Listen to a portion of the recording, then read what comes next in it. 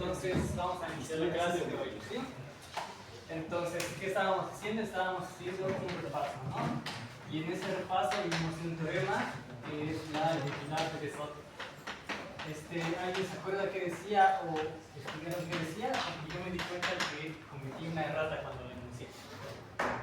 Pero bueno, ¿se acuerdan qué decía?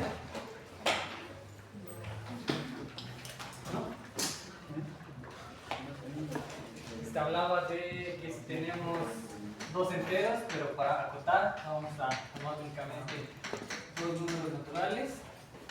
Entonces el máximo común divisor de n y de m es igual a d si y solo si existen a, b números enteros tales que a n Bm es igual a D, ¿no?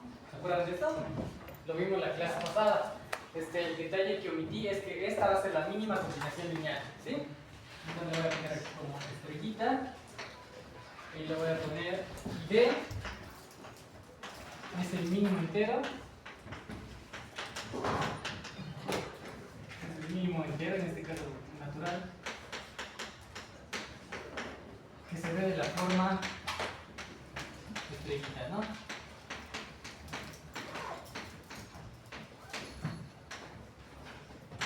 ¿De acuerdo? Entonces, bien, hasta aquí bien. Entonces, ¿para qué habíamos enunciado la identidad de Bezout? Para hallar a los inversos multiplicativos en los ZP, ¿no? Cuando P es un número primo. Entonces, antes de pasar a la demostración de que ZP es campo sí solo si P es primo, quiero que hagamos un ejercicio que sea calcular el máximo común divisor de 400 y 12. ¿Sí? Y vamos a definir esto como B, y luego se nos pide y haya a D como combinación lineal de 400 y 14, ¿no? ¿Y esto cómo? Pues de la misma forma que estrellita. Igual que estrellita. ¿Sí? Entonces, bien, la solución de este ejercicio, ¿cómo la harían ustedes?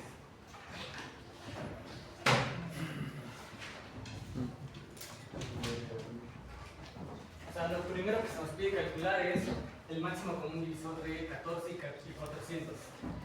¿Cómo hacíamos eso? Vimos la clase pasada, recordamos la clase pasada cómo se hacía.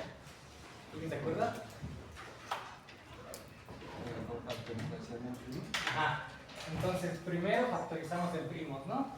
Entonces, ¿cuál es la factorización del 14? Si nos acuerdan, agarramos el número y lo vamos dividiendo por todos los primos, ¿sí? Hasta que lleguemos a 1. Entonces, 14 lo divide 2, sí, nos queda 7. ¿A 7 lo divide 2? No. ¿Lo divide 3? Tampoco. 5 tampoco, debe ser 7 y ya llegamos a 1. Entonces, la descomposición del 14, ¿quién es? Es 2 por 7. Y luego la factorización prima del 400, pues hacemos lo mismo, ¿no? 400 lo divide 2. Queda 200, lo divide 2, queda 100. Lo divide 2, queda 50. Lo divide 2, queda 25. Lo divide 5, queda 5. Y aquí lo divide 5 y finalmente queda 1. Entonces ahora multiplicamos todos los factores y obtenemos la factorización prima. Entonces, ¿quién sería 400 en factorización prima? Sería 2 a la 4 por 5 a la 2. Entonces, de aquí obtenemos al máximo común divisor como ¿quién? Como el resultado de multiplicar todos los primos comunes, ¿no? ¿Quiénes son los primos comunes entre estos dos números? El 2. Solamente el 2, ¿no? Entonces esto significa que el máximo común divisor de 14 y 400 es igual a 2. ¿Sí? Entonces, ¿qué nos dice la identidad de Bezout? Si tenemos esto, ¿qué nos dice la identidad de Bezout? Que hay una combinación lineal de 14 y 400 queda 2. Ajá. Entonces, existe una combinación lineal como estrellita, ¿no? Y la pregunta ahora es, ¿cómo hallamos esa combinación lineal, ¿no? Porque el teorema nos dice que la podemos hallar, pero no nos dice cómo la hallamos. Y eso es parte como del algoritmo, ¿no? De calcular ese tipo de cosas. Profe, ¿Alguien sabe? disculpe, ¿qué dice en la parte donde I14 igual que estrellita soli? Ah, solución. Ah, O sea, va. está el ejercicio y está la solución. Va. Entonces, ¿alguien se imagina o alguien se acuerda? ¿No? Pues lo que hacemos es aplicar el algoritmo de la división. ¿Sí? Dividimos 400 por 14. Entonces, si lo dividimos por el algoritmo de la división, 400 se ve de la forma 14 por algo más un resto, ¿no? Y eso nos da que es 14 por 28 más 8. ¿Sí? Y luego ya que tenemos esto, vamos a ahora hallar el número que está multiplicando y lo vamos a dividir por el resto. Entonces 14 lo dividimos por 8 y esto es 8 por 1 más 6, ¿no? Y luego vamos a ver a 8, que es el que está multiplicando, dividido por el resto, que es 6, ¿no? Entonces esto es igual a 6 por 1 más 2. Y aquí llegamos al 2, ¿no? Que queremos ver al 2 como combinación lineal del 14 y 400, ¿no? Y aquí siempre vamos a obtener esto. Esto siempre va a acabar y al final nos va a dar como resto el máximo común divisor por el algoritmo de Euclides. ¿Sí? Esto se demuestra, pero no lo vamos a hacer. Entonces, bien, ya que tenemos esto, vamos a aplicar sustituciones, de modo que 2 se vea como combinación lineal de 400 y 14. ¿Sí? ¿Hasta aquí bien? Esto solamente es parte operativa. Entonces, bien, de esta igualdad podemos decir que 2 es igual a 8 menos 6 por 1, ¿no? Y luego, este 6 de acá, también lo tenemos aquí, entonces lo podemos sustituir, ¿no? Este 18 menos 6 es igual a 14 menos 8 por 1 multiplicado por 1, ¿no? Aquí podemos operar y esto nos queda menos 14 más 8 multiplicado por 2. ¿Sí? ¿Hasta aquí bien?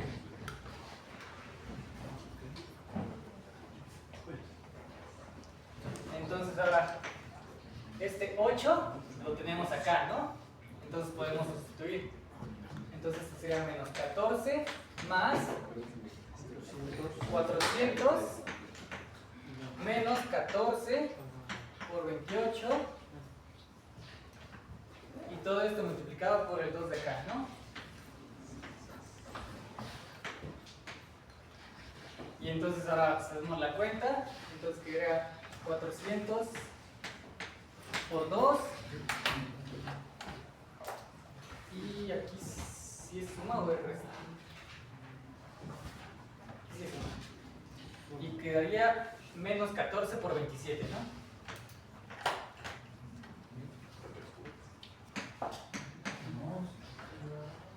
Porque el de adentro también tiene un menos. Ah, y sí. es por 2 aparte.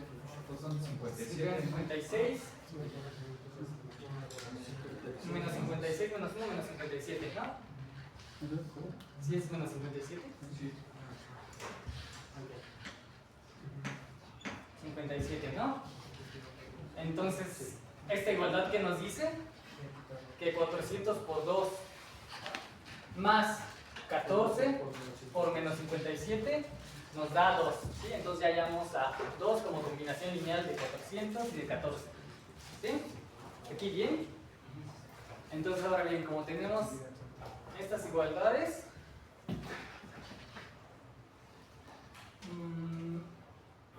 sí. Como tenemos estas igualdades, pues podemos sacar la clase de equivalencia, ¿no?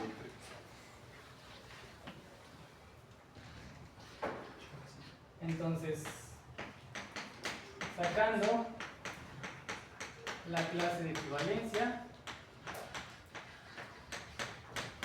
¿en quién? En Z400 tenemos que la clase de equivalencia del 2 es igual a la clase de equivalencia de 400 por 2 más 14 por menos 57. Y ahora aquí de la clase de equivalencia de este de acá. Salgo de la forma 400 por 2 más algo en Z400. Entonces, la clase de equivalencia de este debe ser la clase de equivalencia de 14 por 57, ¿no? Y luego, por como definimos la multiplicación en los ZQ, esto es la clase de equivalencia de 14 por la clase de equivalencia de menos 57. ¿Sí? O la clase de equivalencia de menos 57 también se puede ver como ¿quién? Como la clase de equivalencia de 343, ¿no? ¿Aquí bien? Entonces, ¿qué es lo que hicimos? La idea es que si tengo P un número primo, bueno, N un número primo y M un natural menor que P, entonces esto siempre va a dar 1, ¿no? Entonces cuando saquemos la combinación lineal y luego saquemos la clase de equivalencia, va a quedar que la clase de equivalencia del 1 es igual a la clase de equivalencia de ese número por otro número, y ese otro número va a ser el inverso multiplicativo de este número que nos tomamos, ¿sí? ¿Se entiende la idea? De cómo calcular los inversos en ZP. O sea, aquí no estamos en un ZQ, ¿no? Porque 400 no es primo. ¿Pero se entiende?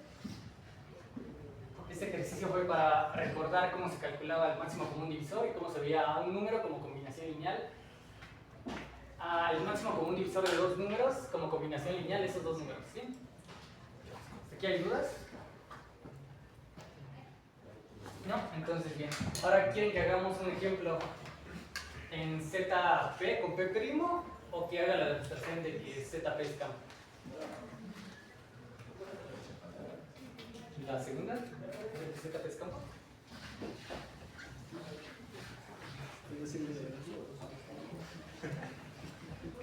Bien, entonces proposición. ZP es campo. Sí y solo sí. P es primo. Entonces, ¿cuál es la contención fácil? Pues es la vuelta, ¿no? Porque la acabamos de hacer, solo que en un caso particular, ¿sí? Entonces, ZP, ¿quién es? Es el conjunto de clases de equivalencia del 0, del 1 y así hasta el P menos 1. ¿De acuerdo? Entonces, si tengo un número Q que va del 0 hasta el P menos 1, entonces este número Q, su máximo común divisor con P es 1. ¿Están de acuerdo con eso? ¿Por qué? Porque P, ¿cómo se ve?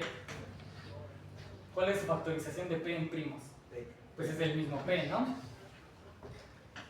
Y luego Q no puede tener como factor primo a P, porque entonces sería mayor que P, ¿no? Entonces, básicamente por eso son coprimos, ¿sí? Entonces, si son coprimos, ¿qué pasa? Entonces, profesor, existen A y B enteros tales que 1 se ve como combinación lineal de P y de Q, ¿no? Y ahora, ¿qué hacemos con esto? ¿Qué es lo que hicimos en el ejemplo particular? Una vez que ya teníamos la combinación lineal, sacábamos clase de equivalencia de ambos lados, ¿no? entonces significa que la clase de equivalencia del 1 es igual a la clase de equivalencia de AP más BQ. ¿Sí? Pero ¿quién es la clase de equivalencia de este número? O sea, este es un número de la forma A multiplicado por P más un resto. ¿Sí? Entonces esta sería la clase de equivalencia de BQ. Entonces, esto por definición, ¿quién es? Es la clase de equivalencia de B por la clase de equivalencia de Q, ¿no? Entonces, ¿qué hallamos? Que la clase de equivalencia de B es igual al inverso de la clase de equivalencia de Q. ¿Sí? ¿Se entendió la demostración? ¿Sí no hay dudas? O sea, hallamos el inverso multiplicativo. Aquí no lo hallamos explícitamente, ¿no? Porque explícitamente es aquí en el ejemplo particular, donde hicimos todas las cuentas. Aquí no sabemos cómo se ve la combinación lineal, pero no nos importa. Solo nos importa que estos números multiplicados den 1. ¿Sí? ¿Y ahora ya acabamos? ¿O todavía no? Falta la ida, ¿no? Que es que si ZP es campo, entonces P es primo. ¿Ustedes cómo harían la abstracción de la ida? ¿Se les ocurre? Contradicción, a veces la contradicción no es como necesaria o contrapositiva. Aunque a lo mejor sí hay una contradicción por ahí, ¿no? Pero supongamos que P es compuesto, entonces ZP no va a ser campo. ¿Sí se entiende? Entonces esa sería la demostración por contrapositiva.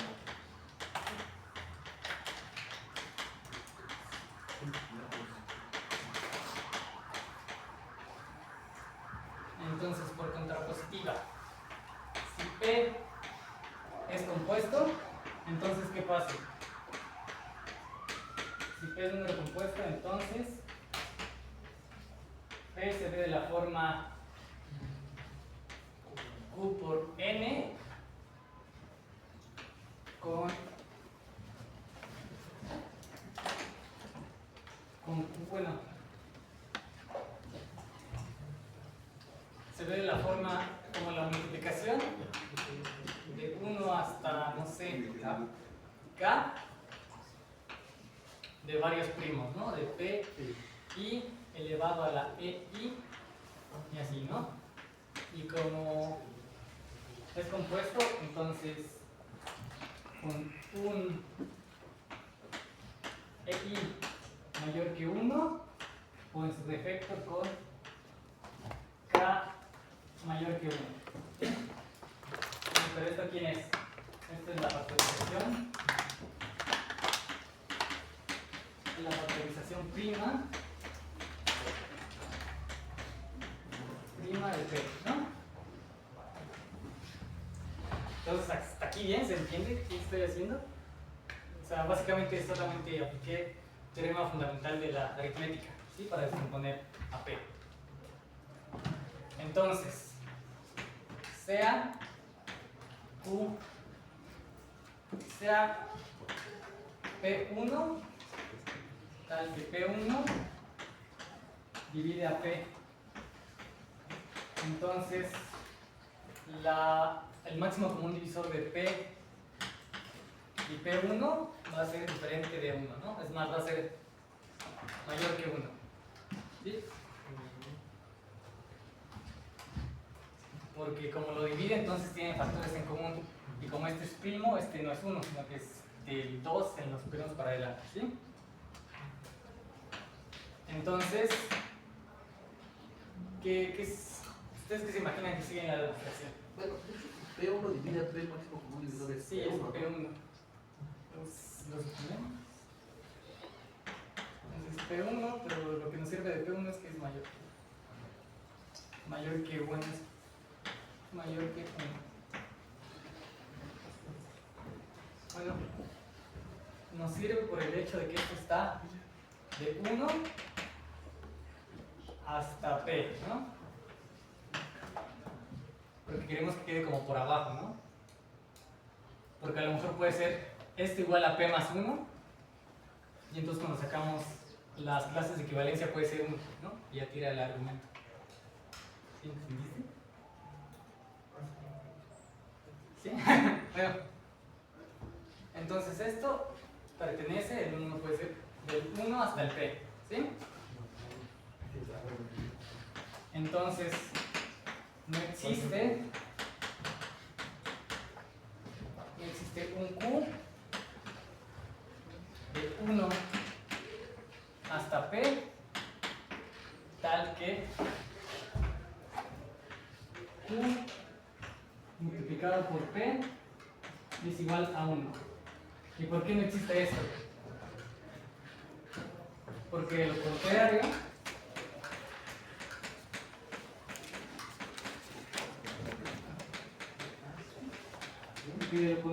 ¿qué pasaría?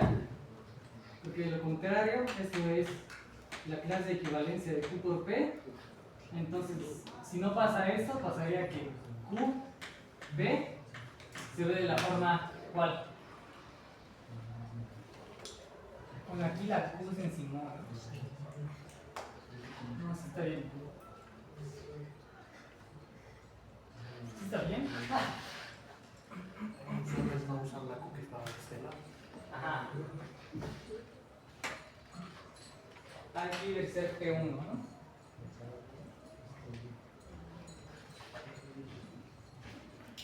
Entonces pasaría que Q por P1 se ve de qué forma? De la forma P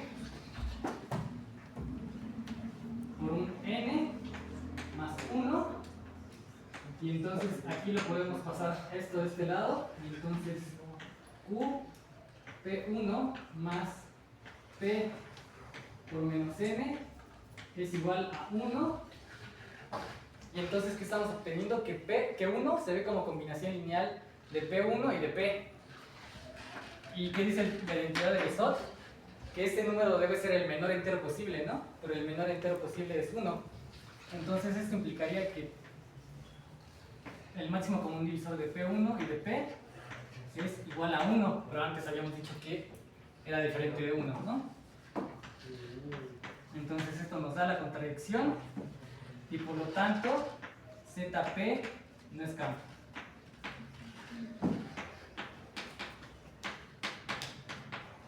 ¿Sí? ¿Está aquí bien? Pues bueno, entonces ya que vimos que ZP es un campo si solo si P es primo, ya podemos ver con un ejemplo particular, ¿no? Que es lo que se les pide que hagan en su tarea, ¿sí? Entonces voy a borrar aquí. ¿Hasta aquí dudas?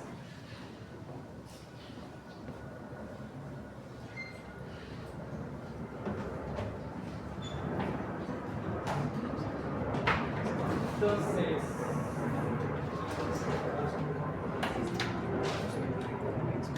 y el ejercicio es hallar el inverso multiplicativo de la clase de equivalencia de 44 en Z53.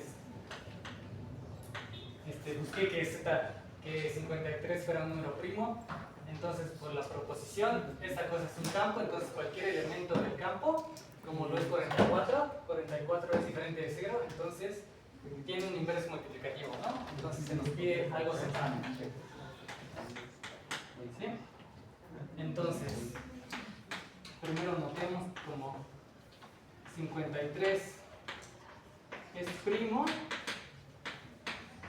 entonces no tiene factores en común, no tiene factores en común. ¿Con quién? Con 44, ¿no? Mira lo que te implica, el máximo común divisor de 44 y 53 es igual a ¿quién? A 1. ¿Sí? Entonces, nuevamente, por el ejercicio anterior, vamos a ver a 1 como combinación lineal de 44 con 53. Vamos a sacar la clase de equivalencia Y eso ya nos va a dar el cálculo del inverso multiplicativo de la clase de equivalencia de 44. ¿Sí? ¿Entendió qué vamos a hacer? ¿Sí? No. Entonces, si se entendió lo que vamos a hacer, ¿qué es lo que hacemos? Es 53 igual a 44. Hacemos la división, ¿no? Tratar de... Si esto es igual a 44 por 1, ¿más cuánto? 9. Más 9. ¿Y luego qué era lo que hacíamos? 44 es igual a 9 Es igual a 9 sí, por 4, ¿no? Eso te da 36 y le sumas 4, 4, 8, ¿no? 8. ¿Y luego qué haces? ¿Ves a 9? es igual a 8 por 1. Es igual a 8 por 1 más 1. Y aquí ya paramos, ¿no? Porque aquí ya hallamos el 1 que queremos. Y entonces ahora lo que hacemos es, este proceso ya lo hicimos de ida, lo hacemos de vuelta, ¿no? Entonces, un poco su espacio voy a borrar. O sea, el algoritmo es sencillo, ¿no?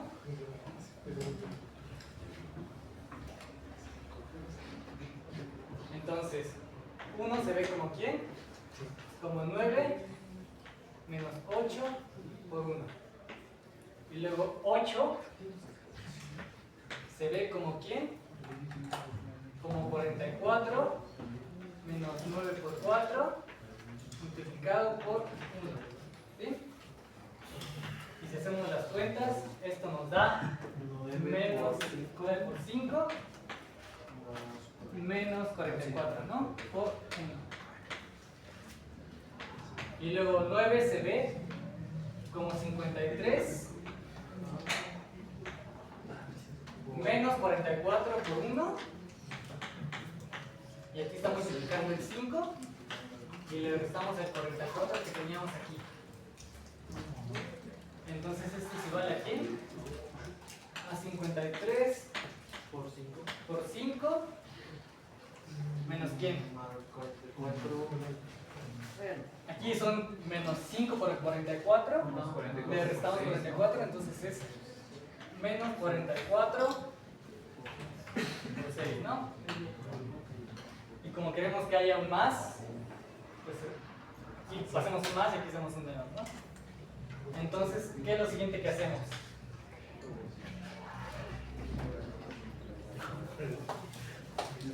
O sea, ya hallamos a uno como combinación lineal de estos dos. ¿Qué hacemos a continuación? Eran 50.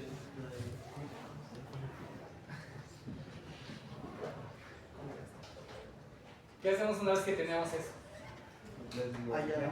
Sacamos clase de equivalencia de ambos lados, ¿no? Entonces esto significa que la clase de equivalencia de 1 es igual a la clase de equivalencia de 63 por 5 más 44 por menos 6, ¿no? Pero la clase de equivalencia de esto, este es un número de la forma 53 por un n más un resto, ¿no? Entonces esto es la clase de equivalencia de 44 por menos 6. ¿Y esto por definición quién es? La clase de equivalencia del 44, la clase de equivalencia de menos 6, ¿no? Y todavía lo podemos reducir más. Porque la clase de menos 6, ¿quién es?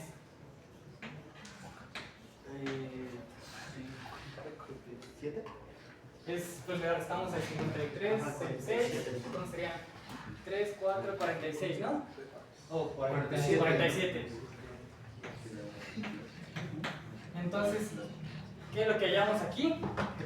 Que el inverso de la clase de equivalencia de 44 es la clase de equivalencia de 47.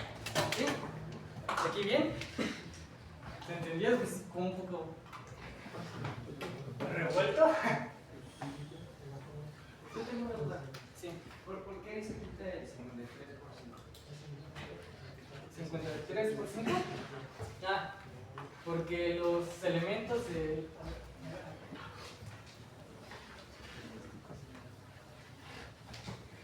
Tenemos a los números enteros, ¿no?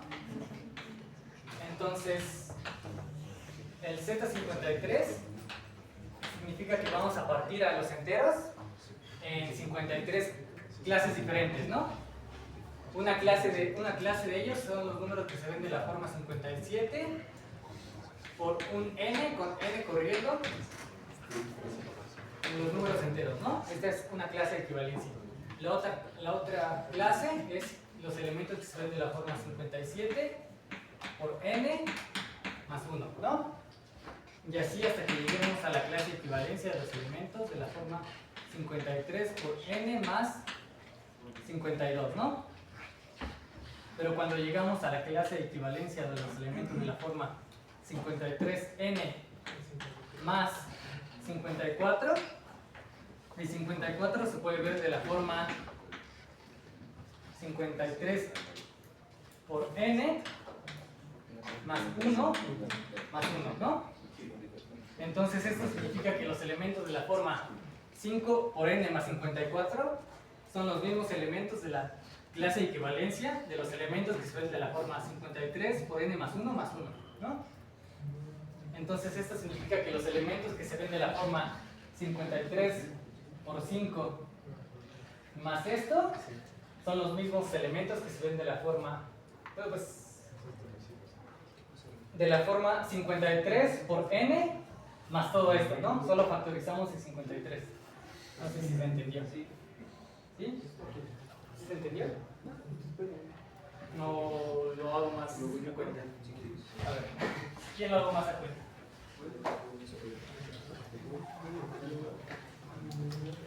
Los elementos de la clase de equivalencia de acá son, si x pertenece aquí,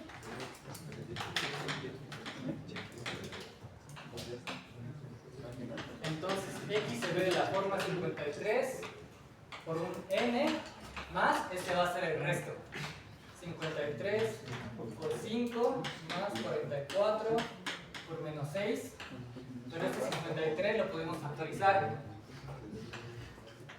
¿no? Entonces queda 53 por n más 5 más 44 por menos 6.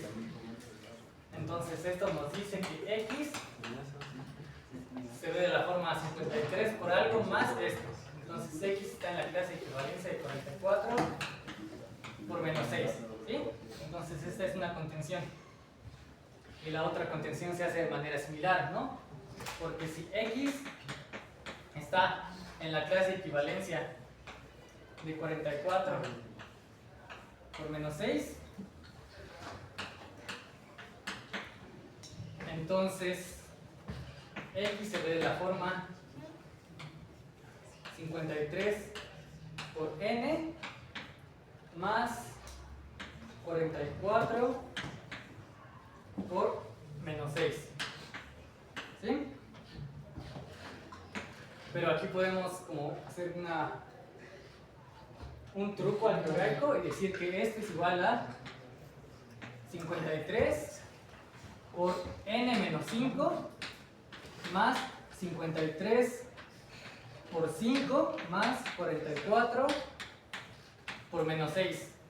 Entonces este es un elemento de la forma 53 por algo más 53 por 5 más 44 por menos 6, ¿sí? Entonces esto implica que x pertenece a la clase de equivalencia de 53 por 5 más 44 por menos 6, ¿sí?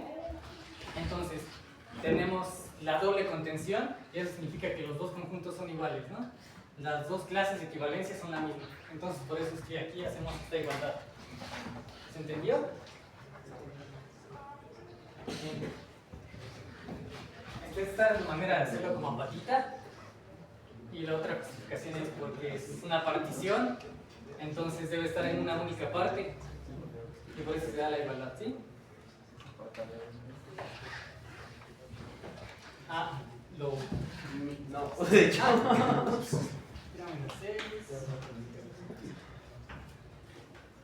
No, pues, no sé.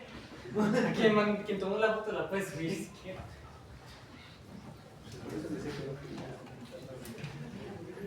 Gracias.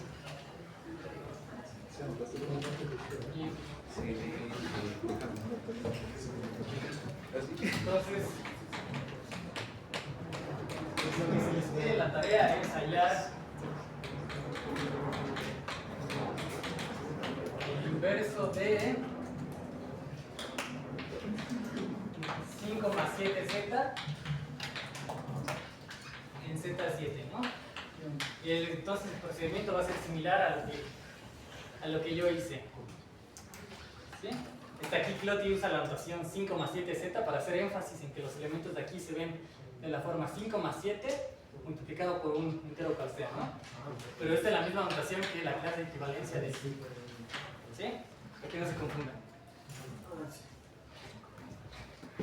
Bien. Entonces, ¿aquí dudas?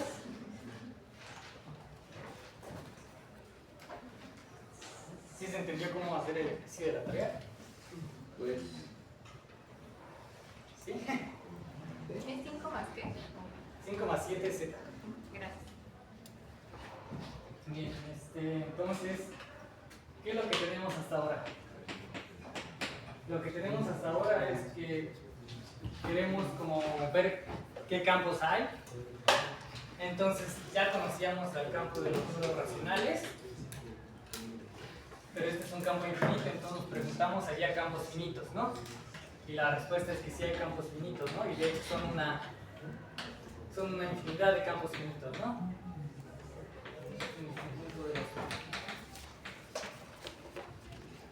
Entonces, yo les pregunto a ustedes, ¿cuál es el campo más chiquito que puede haber?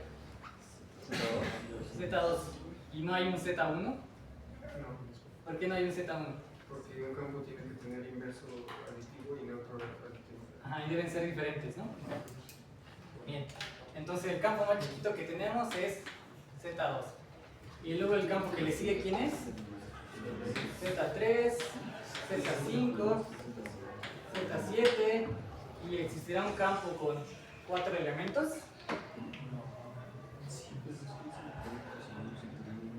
Pues la respuesta es que sí, sí hay un campo de 4 elementos, ¿no? De hecho lo pueden buscar en Wikipedia como el campo de 4 elementos. Y ahí les dan la tabla de multiplicación con la suma y la multiplicación, ¿sí? Pero usualmente eso no se ve porque no lo aplicamos. ¿De acuerdo? Entonces ya bajamos de los racionales a campos más chiquitos. Ahora la pregunta es, ¿hay campos más grandes que Q? Y la respuesta es que sí, ¿no? ¿Quién es un campo más grande que Q? ¿Quién? R, ¿no? R es campo, ¿no? ¿Y qué otro campo? Hay un campo que contiene a R. ¿Quién es ese campo? Los complejos, ¿no? Entonces los complejos también van a ser un campo, ¿sí? Entonces, hasta el momento que han visto con Cloty, ¿ya vieron a C? ¿No han visto los complejos con Cloty o qué han visto con Cloty? Campos cuadráticos. ¿Espacio vectorial? Vimos también los campos cuadráticos. ¿Los qué? Los de Q raíz de... Ah, los de Q raíz de D, ¿no? Ah, estos Q raíz de D con D, número libre de cuadrados, es como un campo intermedio entre Q y R, ¿no? De hecho, se puede demostrar que Q, paréntesis raíz de D, es el campo más chiquito entre Q y R que contiene el número raíz de D, ¿sí? Entonces se ve en un curso de álgebra moderna. ¿Entonces vieron los complejos con Cloty o no? No, porque una parte de la tarea es hallar inversos en complejos, ¿sí? Entonces vamos a ver a los complejos. profe, disculpe, ¿me puede reiterar lo que dicen de ahí? Hallar el inverso de 5 más 7z en z7. ¿Sí? Si no, ahí viene escrito en la tarea. Ah, es... No, me lo estoy... Ah, bueno.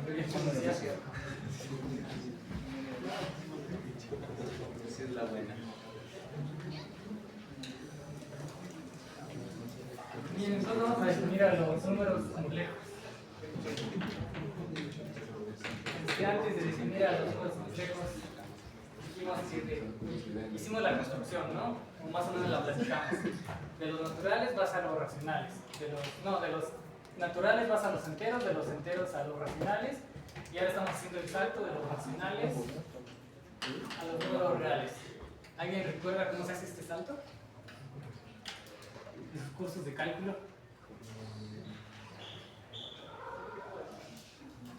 ¿No? También se hace mediante clases de equivalencia.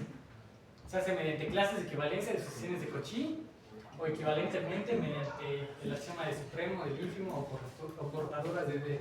¿Sí? Bueno, nada más, para que lo recuerden. Entonces, los complejos se definen más sencillamente, o sea, no se usan clases de equivalencia. ¿Cómo se definen los números complejos?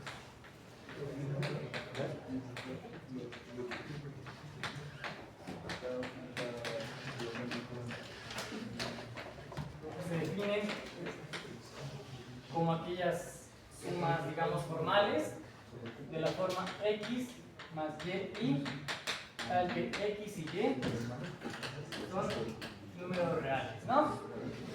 Hasta aquí bien, ¿no? Solamente son dos reales juntos y además se le va a pedir que y cumpla con ser la raíz cuadrada de menos 1. ¿Sí? ¿Hasta aquí bien? Entonces, bien. Entonces, C también va a ser un campo, ¿no? Pero ¿qué diferencia a C de los reales? Además de que C tiene todas las raíces de los polinomios. ¿Alguien sabe qué lo distingue? ¿Qué distingue a C de R?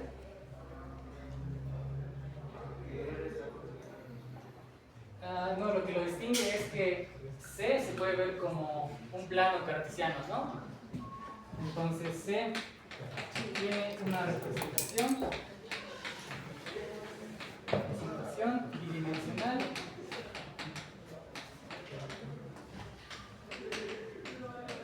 en el plano de, este se llama como el plano de Argand,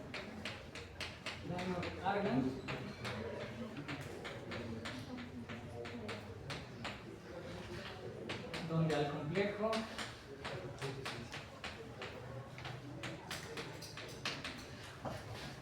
x más y le asociamos ¿qué punto? Le asociamos el punto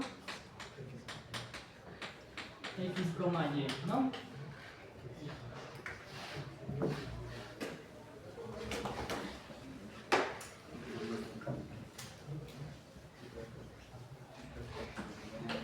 Entonces, por ejemplo, ¿Perdón, qué dice ahí? Es una representación bidimensional en el plano de Argand.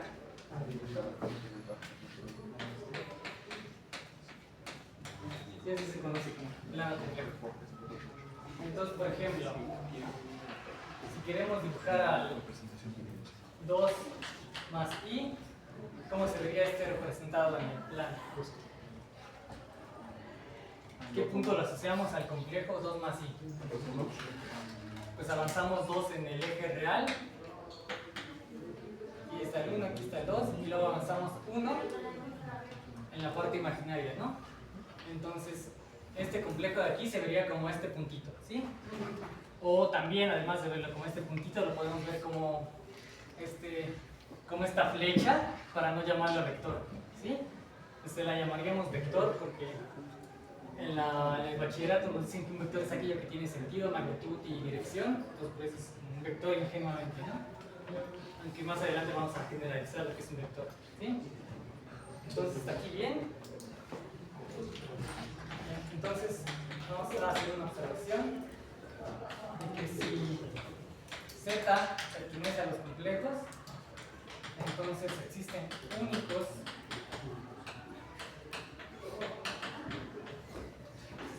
XY reales, tales que Z se ve de la forma X más Y, ¿no? Entonces, definimos la parte real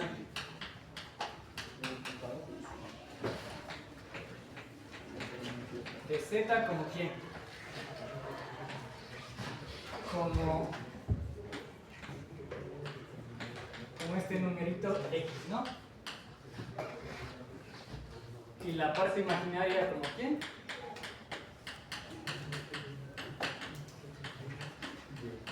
Imaginaria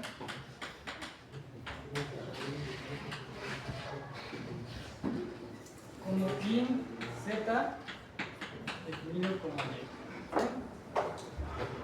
Entonces, aquí podemos decir que en el plano de Argand vamos a asociar al complejo Z el puntito que consta de su primera coordenada va a ser la parte real de Z y su segunda coordenada va a ser la parte imaginaria de Z. ¿Sí? Entonces, bien, hasta aquí bien.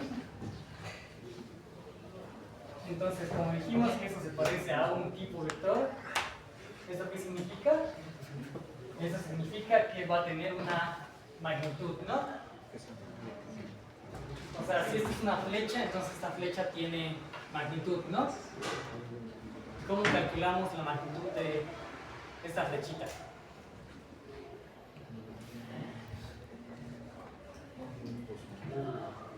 Mediante el módulo, ¿no? Mediante el teorema de Pitágoras. Esta parte de abajo es la parte real de Z y esta parte de arriba es la parte imaginaria de Z, ¿no? Entonces, ¿quién va a ser? Por teorema de Pitágoras va a ser la raíz cuadrada de la parte real elevada al cuadrado más la parte imaginaria elevada al cuadrado, ¿no? Entonces, esa va a ser la magnitud de este vector. Entonces, eso va a inspirar la siguiente definición, ¿no? Si Z está en los complejos, entonces la norma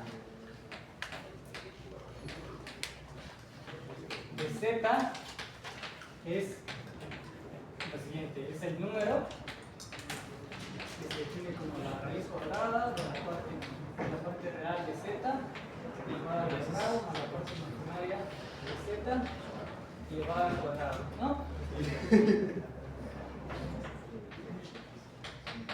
Entonces dijimos que tiene magnitud. ¿Qué otra cosa tiene? Dirección, ¿no? ¿Y la dirección cómo se mide?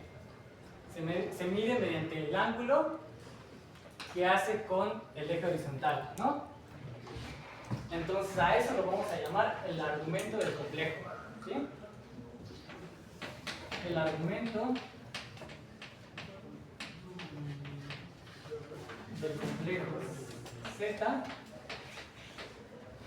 es el ángulo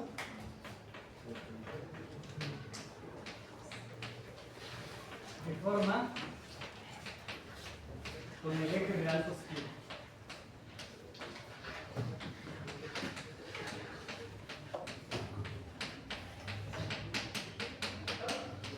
¿Sí? Y se denota por arc Z, ¿no? El argumento del Z. ¿Sí? Entonces aquí ya estamos viendo la diferencia que hay entre los complejos y los reales, ¿no? Los reales son una línea recta donde un elementito pues no tiene, solo puede tener una dirección y solo puede tener dos sentidos, ¿no? Entonces eso diferencia a los complejos de los reales, además de que estamos haciendo que algo como un plano sea un campo, ¿no? Pero si quisiéramos hacer a R2 un campo, no podemos hacer operaciones que sean compatibles, ¿sí? Bueno. Entonces, ¿hasta aquí dudas?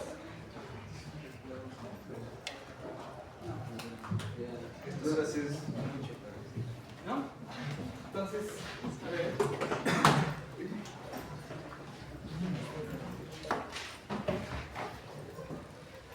Una última observación.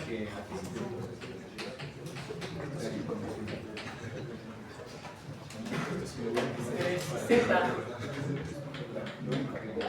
si la norma de Z es igual a 1, con Z en los complejos, entonces, ¿dónde se halla Z?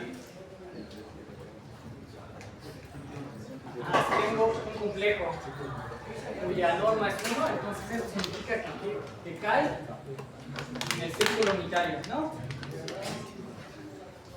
Entonces, si cae en el círculo unitario y yo quiero hallar un punto en el círculo, ¿cómo puedo hallar ese punto? Pues mediante el ángulo que hace con la recta real positiva, ¿no? Entonces, si la norma de Z es igual a 1 y y el argumento de z es igual a θ, entonces la parte real de z, ¿quién es? Por trigonometría, ¿quién es la parte real de z? Sería esta parte de acá, ¿no? Pero esta parte es el coseno de θ. Tiene la parte imaginaria de z, que corresponde a esta parte de aquí, pues sería seno de θ, ¿no?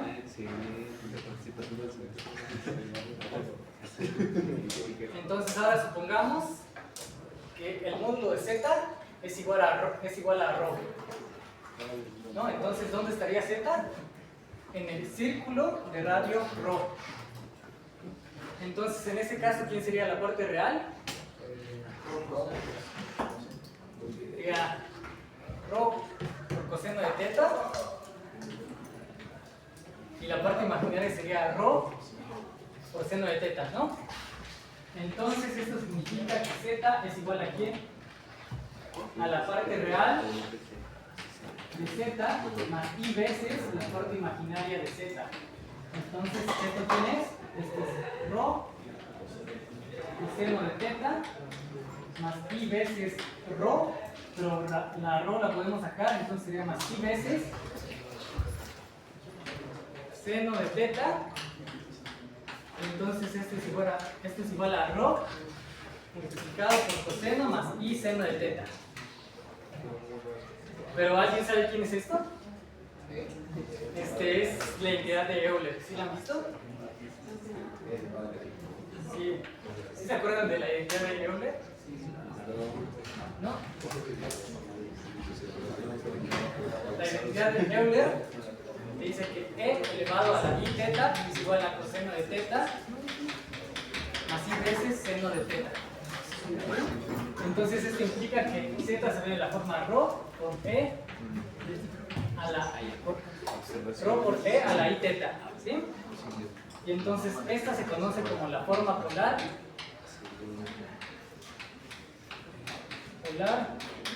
del complejo z. ¿Sí? Entonces, bueno, eso sería todo por la clase de hoy. El martes le continuamos. ¿Verdad?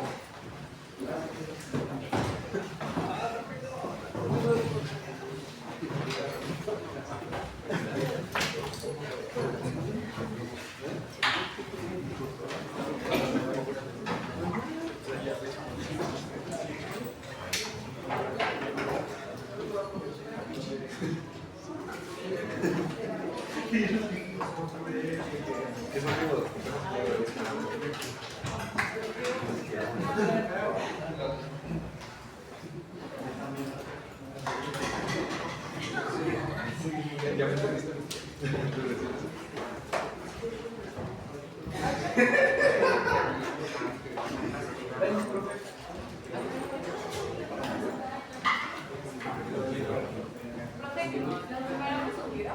Ah, sí.